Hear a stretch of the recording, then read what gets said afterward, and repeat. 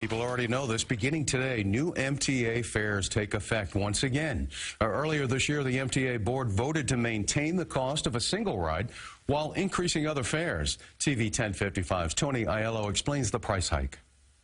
We're not getting anything for our money. The service is horrible, and MTA lined their pockets enough. They don't have to take it out on us strap hangers. In fact, a budget deal cut in 2009 requires the MTA board to increase fares and tolls every 2 years. This year, the goal was to boost revenue by 4%.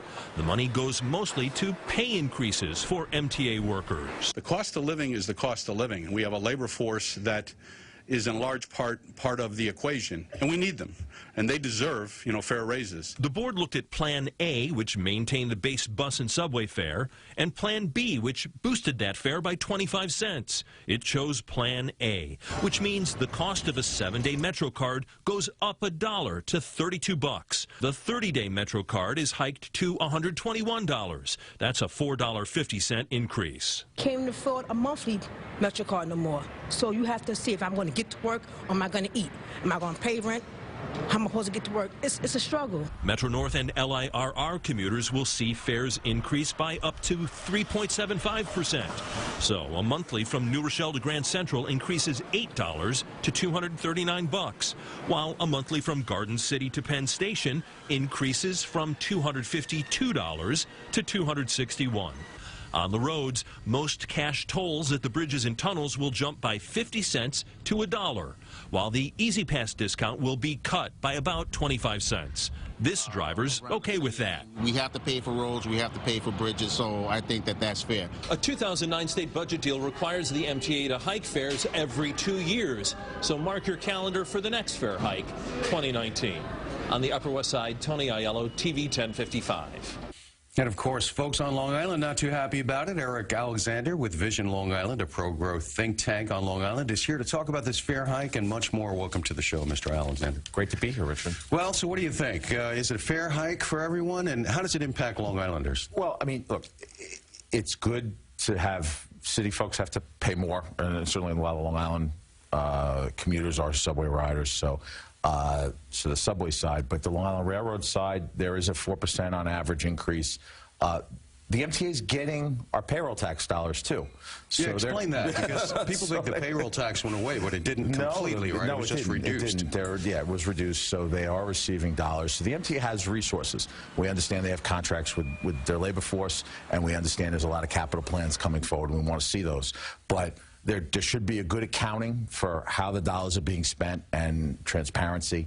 And some people ask, hey, is it too much dollars going to the MTA? It was a real question. But yeah, because it becomes very costly for people to afford these monthly commutes, even with the various discounts that they talk about. And I believe I read that they bring in almost $15 billion or a little bit more just from what people pay in fares and bridge tolls. We're not getting always our fair share of state and federal dollars for transportation as a region. So what happens is we have to make up for it from the commuters and from local taxes. So that's part of the challenge. Well, you talked about the employer tax. Now, that goes back years ago. Yeah, the commuter tax. The commuter tax, and there had been one before. Right.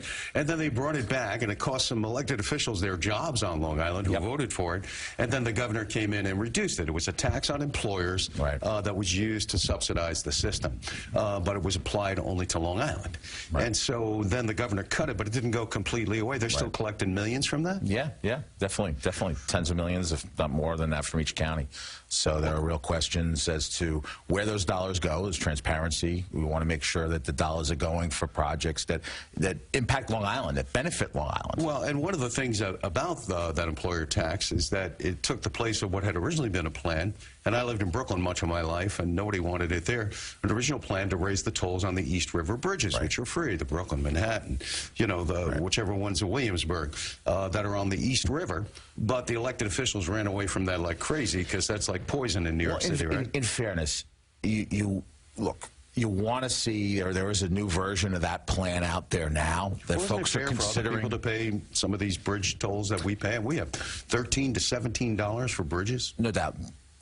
Folks in the local community need to be able to shape that plan, and there'd be a tremendous impact to folks in Queens and Brooklyn that would have to pay those tolls, and they need to be part of the discussion. It shouldn't be decided on a high level.